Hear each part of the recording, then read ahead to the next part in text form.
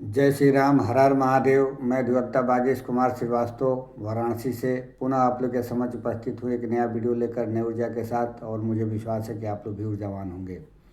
हम लोग चर्चा कर रहे थे विनिर्दिष्ट अंतोष अधिनियम 1963 का। आज गतांक से आगे का चर्चा करेंगे।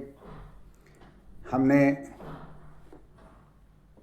इस अधिनियम से संबंधित 7 वीडियो अपने यूट्यूब चैनल पर अपलोड कर दिया है। कृपया आप लोग उसको ज़रूर देखिएगा। खासकर जो तैयारी करने वाले विद्यार्थी हैं, चाहे वो लोअर डिवीज़न के हों या एचजीएस के हों, हाई जुडिशरी के, उनके लिए रामबाण का काम करेगा। विषय पे आने से पहले मेरा निवेदन है कि यदि आप इस चैनल पर नए हैं तो कृपया सब्सक्राइब जरूर कर लें, बेल आइकन पर क्लिक कर दें, ताकि जब भी मैं कोई वीडियो इस प्रकार का अपलोड करूं तो इसकी सूचना आपको तुरंत मिल जाए। और अधिक से अधिक लोगों को शेयर करें ताकि अधिक से अधिक लोग इसका लाभ ले सकें। आइए विषय पर। चूँकि हम लोगों ने देखा शुरू में ही कि स्पेसिफिक परफॉर्मेंस एक्ट के तहत न्यायालय पहले तो बार करेगी कि कंपनसेशन का, माने उन मामलों में परफॉर्मेंस नहीं कराएगी जहाँ की कंपनसेशन उसका जो है किसी कॉन्ट्रैक्ट का कंपनसेशन उपलब्ध हो। यहाँ स्पेसिफिक परफॉर्मेंस उसी का कराएगी जिसका कॉन्ट्रैक्ट में किसी प्रकार का कंपनसेशन के रूप में उसका हल ना हो, माने परिणाम उसका कॉन्सिक्वेंस जो है कंपनसेशन ना हो। चूँकि धारा 21, 22, 23, 24 में हम लोग देखेंगे कि किस तरीके से न्यायालय कंपनसेशन भी दिलाएगी। अब वो कंडीशन कौन सा है उसको देखना होगा। तो ये कह रहा है कि धारा 21 power to award compensation in certain cases. देखिए यहाँ सर्टेन शब्द की बात है, यानी कि कतिपय मामलों में प्रतिकूल दिलाने की शक्ति। अब यहाँ पे वादी के लिए कह रहा है क्लाज 1 कि जब वो स्पेसिफिक परफॉर्मेंस करा रहा है तो उसके साथ साथ अतिरिक्त रूप से माने स्पेसिफिक परफॉर्मेंस के अलावा वो चाहे तो उसके लिए कंपनसेशन का भी आवेदन कर सकता है। और वहीं पे धारा 21 का उपधारा 5 कह रहा है कि अगर जो उसने आवेदन नहीं किया है, माने अंतोष के रूप में डिमांड नहीं किया है कंपनसेशन का, तो न्यायालय उसको जो है अवार्ड नहीं करेगी, यानी कि आदेश नहीं करेगी, उसके हक में डिक्री प्रदान नहीं करेगी। यहाँ पे उपधारा 5 देखिए कह रहा है कि no compensation shall be awarded under this section unless the plaintiff has claimed such compensation in his plaint. मतलब कि इस धारा के अधीन कोई प्रतिकर नहीं दिलाया जाएगा जब तक कि वादी ने अपने वाद पत्र में ऐसे प्रतिकर का दावा न किया हो। लेकिन प्रोविजो एक इसका दे रहा है इसमें कि provided that where the plaintiff has not claimed any such compensation in the plaint the court shall at any stage of the proceeding allow him to amend the plaint on such term as may be just for including a claim for such compensation। मतलब कि न्यायालय वाद पत्र में वादी ने अपने किसी ऐसे प्रतिकर का दावा नहीं किया है तो वहाँ न्यायालय कार्रवाई के किसी भी प्रक्रम में वादी को वाद पत्र में ऐसे प्रतिकर का दावा करने के लिए संशोधन करने की अनुज्ञा ऐसे निबंधनों पर देगा जैसा न्यायसंगत हो। अब एक्सप्लेनेशन इसका कह रहा है कि the circumstances that the contract has become incapable of specific performance does not preclude the court from exercising the जुडिक्शन conferred by this section. स्पष्टीकरण कह रहा है कि यह परिस्थिति की संविदा विनिर्दिष्ट पालन के अयोग्य हो गई है, न्यायालय को इस धारा द्वारा प्रदत्त अधिकारिता के प्रयोग से प्रभावित नहीं करेगी। मतलब कुल मिला के न्यायालय का जो है एक डिस्क्रिशनरी जो पावर है वो बना रहेगा, भले ही स्पेसिफिक परफॉर्मेंस एक्ट जो है उसको बार करता हो। अब आइए देखते हैं हम लोग कि उपधारा 1 क्या कह रहा है। कह रहा है कि in a suit for specific performance of a contract the plaintiff may also claim compensation for its breach. और देखिए ब्रैकेट में कह रहा है इन एडिशन टू, ये 2018 में संशोधन करके लाएगा, सच परफॉर्मेंस, यानी कि किसी संविदा के निर्दिष्ट पालन के वाद में वादी ऐसे पालन के अतिरिक्त उसके भंग के लिए प्रतिकर का भी दावा कर सकेगा। तो ये तो उपधारा 1 है। और उपधारा 5 हम लोगों ने देगा कि अगर वो दावा नहीं किया होगा तो उसको क्लेम में नहीं मिलेगा।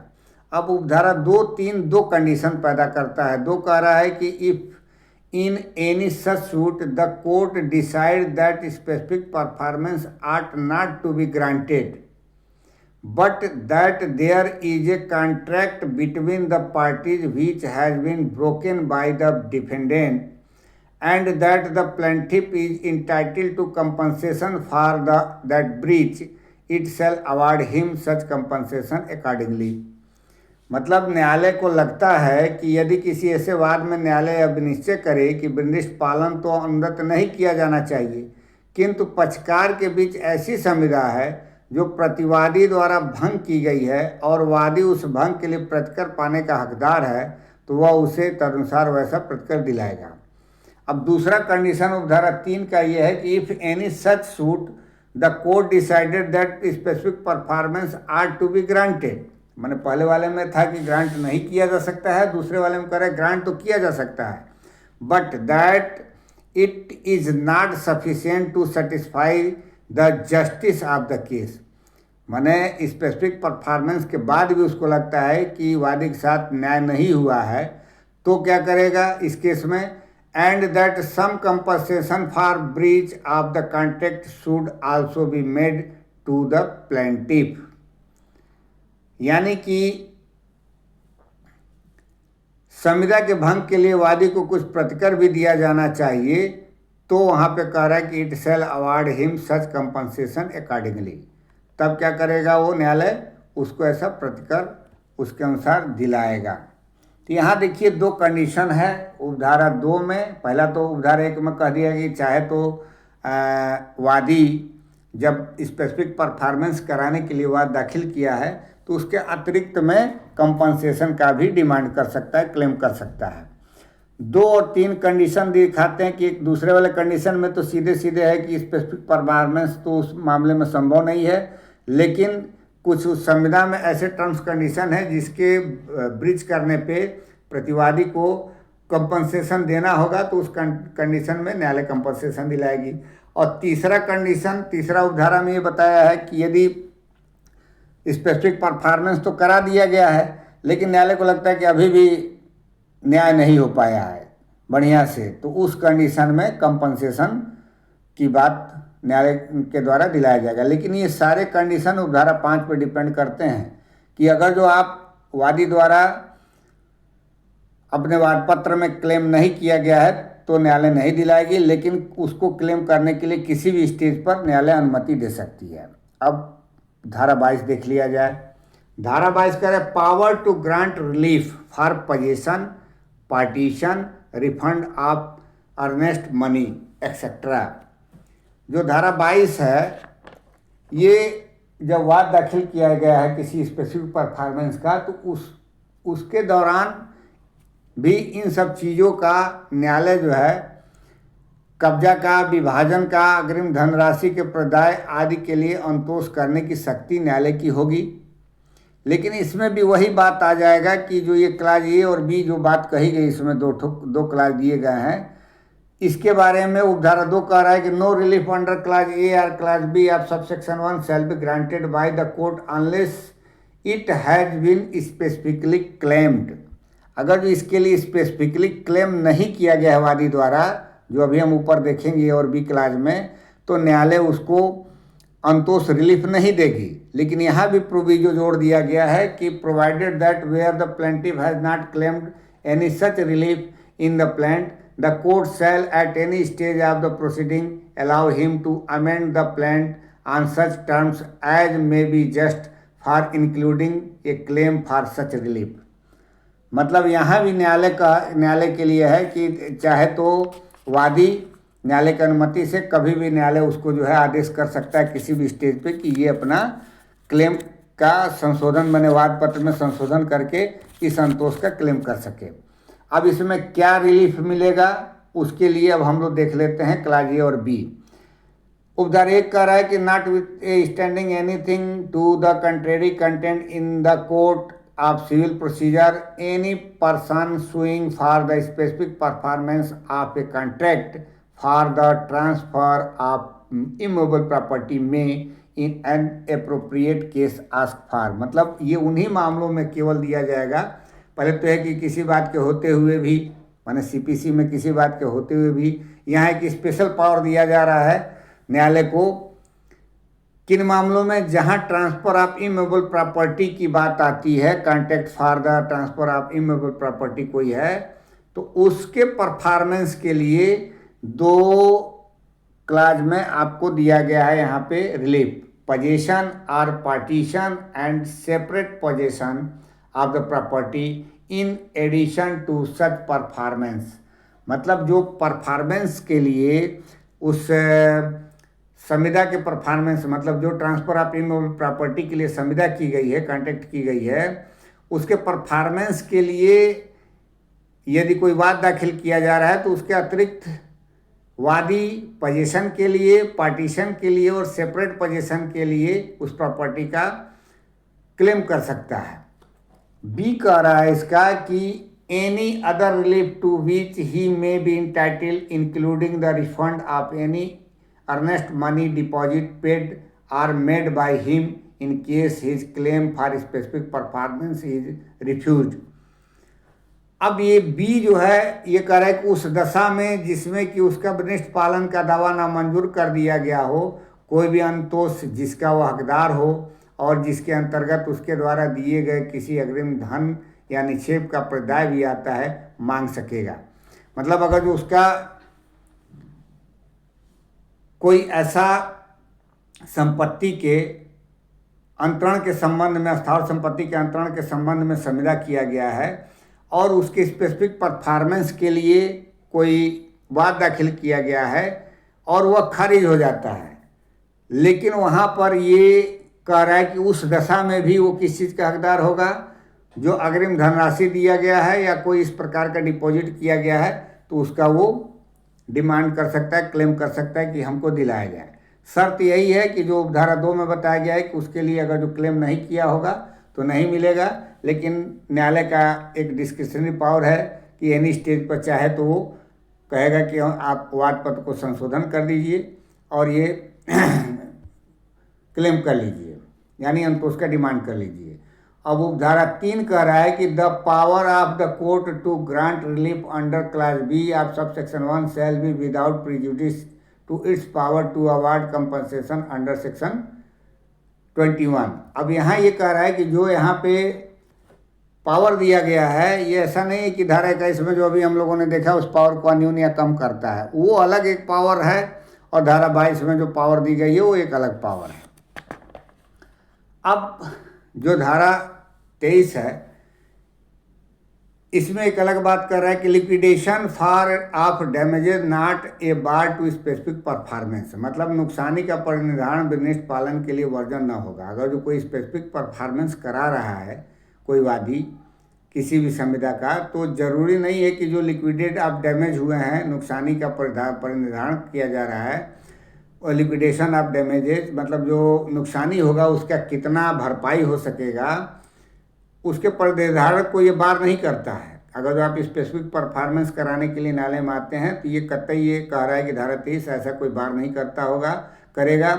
तो उपधारा एक कह रहा है कि contract otherwise proper to be specifically enforced may be so enforced though a sum be named in it as the amount to be paid in case of its breach and the party in default is willing to pay the same if the court, having regard to the terms of the contract and other attending circumstances, is satisfied that the sum was named only for the purpose of securing performance of the contract and not for the purpose of giving to the party in default an option of paying money in lieu of specific performance।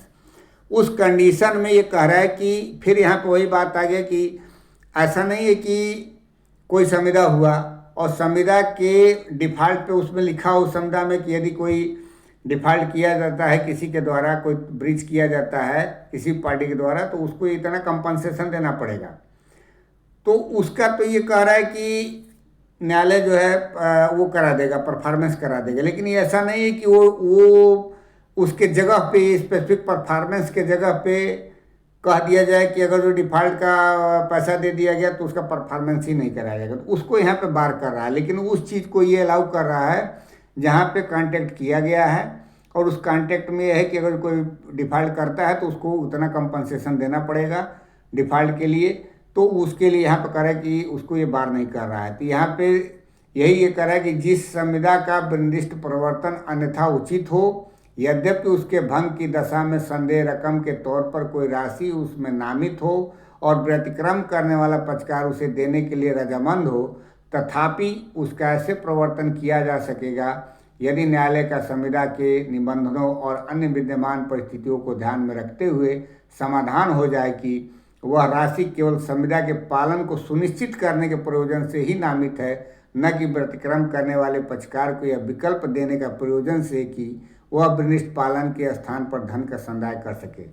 मतलब जो प्रतिवादी है उस संविदा का default करके ये लाभ नहीं ले सकता है कि हमने तो कंपनसेशन दे दिया, अब हमको पालन करने की ज़रूरत नहीं है।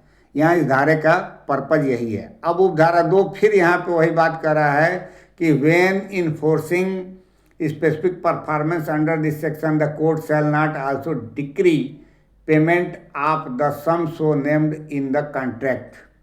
इस धारा के अधीन विनिष्ट पालन का प्रवर्तन करते समय न्यायालय संविदा में ऐसी नामित राशि के संदाय की डिक्री नहीं करेगा। वो अलग पार्ट हो गया और ये अलग पार्ट हो गया, इसीलिए उपधारा 2 इसमें डाल दिया गया है कि जो कंपनसेशन की बात आएगी डिफॉल्ट पे वो एक अलग पार्ट है और स्पेसिफिक परफॉर्मेंस अलग पार्ट है, तो इसके लिए डिक्री की बात यहाँ नहीं करेगा। अब यहाँ पे जो धारा 25 है ये कह रहा है कि bar a suit for compensation for breach after dismissal of suit for specific performance. देखिए ये बड़ा कंट्राडिक्ट चल रहा है। अगर जो आप थोड़ा सा भी दिमाग इधर उधर रखेंगे तो आप फिर कंफ्यूज हो जाएंगे कि अब ये धारा क्या कह रहा है। ये कह रहा है विनिष्ट पालन के वाद के खारिज होने के पश्चात भंग के लिए प्रतिकर के वाद का वर्जन। तो ये जो स्टेज है, अब इस स्टेज पे कह रहा है कि यदि आपका विनिष्ट पालन के वाद को खारिज कर दिया जाता है न्यायालय में, तो फिर उसके भंग के डिसमिजल के पश्चात फिर प्रतिकर के लिए वाद नहीं ला सकते हैं।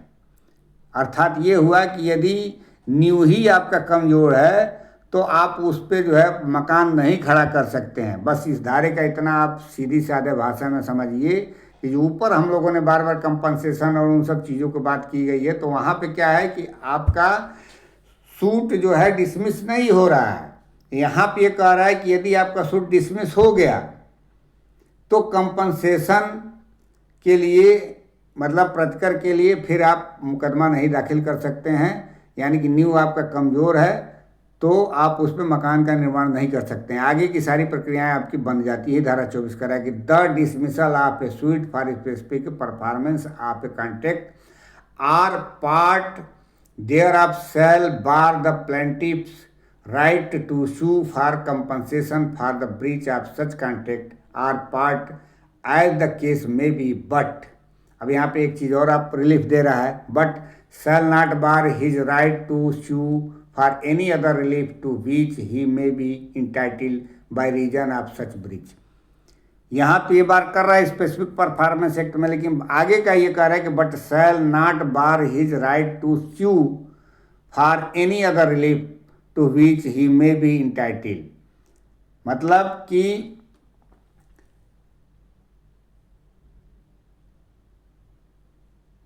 वादी के अधिकार का वर्जन कर देगी, किंतु किसी अन्य असंतोष के लिए वाद लाने के उसके अधिकार का वर्जन नहीं करेगी जिसका वैसे भंग के हकदार हो। तो इस सेक्शन तक हम लोगों ने देखा। एक सेक्शन और है, ये केवल प्री में एक लाइन में इस धारा का प्रयोग कर दिया जाता है कि पंचायतों का प्रवर्तन और व्यवस्थापनों के निष्पादन के लिए निर्देश देने की शक्ति किस धारा में है या कहाँ प्रावधान है, तो धारा 25 में आदमी बता देता है, लिख देता है। तो इसका बहुत ज़्यादा रोल नहीं है, प्री के पर्पज़ से है। मेंस के पर्पज़ से इतना ही है। वीडियो चूँकि लंबा हो जाएगा, इसके आगे हम लोग फिर चैप्टर 3 का देखेंगे। बहुत ही इंटरेस्टिंग चैप्टर है। धारा अध्याय 3 लिखतों की परिशुद्धि के संबंध में है, रेक्टिफिकेशन है, इंस्ट्रूमेंट रेक्टिफिकेशन ऑफ इंस्ट्रूमेंट के संबंध में है। तो इसको अगले वीडियो में देखेंगे। हम लोगों ने आज चर्चा किया धारा 21, 22, 23, 24, साथ में 25 को, और हम लोगों ने देखा कि न्यायालय एक विनिष्ठ किसी समुदाय के विनिष्ठ पालन के साथ साथ क्या क्या और रिलीफ दे सकती है। कंपनसेशन के रूप में धन का भी रिलीफ दे सकती है, लेकिन उसके लिए डिमांड करना जरूरी है। साथ में यदि कोई संपत्ति का हस्तांतरण हो रहा है, अंतरण किया जा रहा है, तो उस अंतरण के संविदा में कब्जा का, सेपरेट पोजीशन का, मनी का, अग्रिम धनराशि का, इन सब पाने के लिए भी रिलीफ दे सकती है। फिर हम लोगों ने धारा 23 में देखा कि लिक्विडेशन ऑफ डैमेजेस को ये बार नहीं करती है कि स्पेसिफिक परफॉर्मेंस करा लिया गया तो उसका हम नुकसानी का कोई जो है ऐसा व्यवस्था है तो उसको हम पाने का हकदार नहीं होंगे। लेकिन धारा 24 सीधे सीधे कह रहा है कि यदि आपका स्पेसिफिक परफॉर्मेंस का जो केस है, सूट है, वही अगर जो डिसमिस हो जाता है तो फिर उसी आधार पर आप प्रतिकर का ब्रीच ऑफ कॉन्ट्रैक्ट के जो प्रतिकर हैं उसके लिए आप वाद दाखिल नहीं कर सकते, उसको बार कर रहा है। लेकिन ये भी साथ में कह रहा है कि यदि वादी किसी अन्य अधिकारों का हकदार है तो उसको भी ये रोक नहीं कर सकता, वाद ला करके वो पा सकता है। तो यहाँ तक हम लोगों ने देखा। वीडियो जो भी मेरा बनाने का उद्देश्य है सिर्फ यही है कि परीक्षार्थी का ध्यान उस धारा तक हम ले जाएं जो कि परीक्षाओं में पूछा जाता है, और एक प्रकार से जब आप वीडियो देखते हैं तो आपका ध्यान केंद्रित होता है और आप उस पॉइंट तक पहुंच जाते हैं जिसको आप कभी पढ़ते पढ़ते थक गए हों, ना समझ पाते हों। लेकिन जब वीडियो देखते समय आप उसको पढ़ते हैं तो आपका ध्यान केंद्रित रहता है और उस टॉपिक पर, उस विषय पर और उसकी वर्ड पर आपका ध्यान चला जाता है, और इसका हेल्प आपको परीक्षा में दिखता है। मैं वीडियो को विराम दूंगा, वीडियो लंबा हो जाएगा। मिलते हैं अगले वीडियो में नए ऊर्जा के साथ। तब तक के लिए इजाज़त दीजिए। धन्यवाद।